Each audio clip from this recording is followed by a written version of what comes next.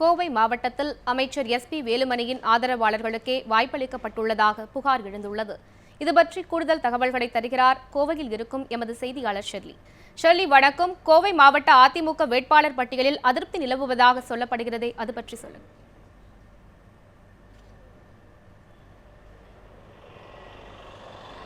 வணக்கம் லலிதா. கோவைக்கான 10 சட்டமன்ற தொகுதிக்கான வேட்பாளர்கள் அறிவிக்கப்பட்டிருக்காங்க. இதில் குறிப்பாக பார்த்தோன்னா நகராட்சி மற்றும் நிர்வாக ஊரக வளர்ச்சித்துறை அமைச்சரான எஸ்பி வேலுமணி அவர்கள் மீண்டும் தொண்டாமுத்தூர் தொகுதி வேட்பாளராக அறிவிக்கப்பட்டிருக்காரு.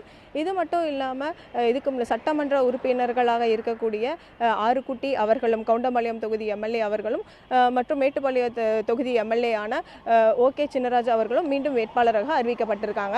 ஆனால் இது மட்டும் இல்லாமல் மற்ற தொகுதிகளில் இருக்கக்கூடிய இந்த வேட்பாளர்கள் எல்லாருமே வந்துட்டு எஸ்பி வேலுமணியோடைய ஆதரவாளர்கள், அவருடைய அதிகம் காரணமாகவே அவங்கெல்லாம் தேர்ந்தெடுக்கப்பட்டிருக்காங்க எனவும் இங்கே இருக்கக்கூடிய முக்கிய நிர்வாகிகள்லாம் தெரிவிச்சிருக்காங்க.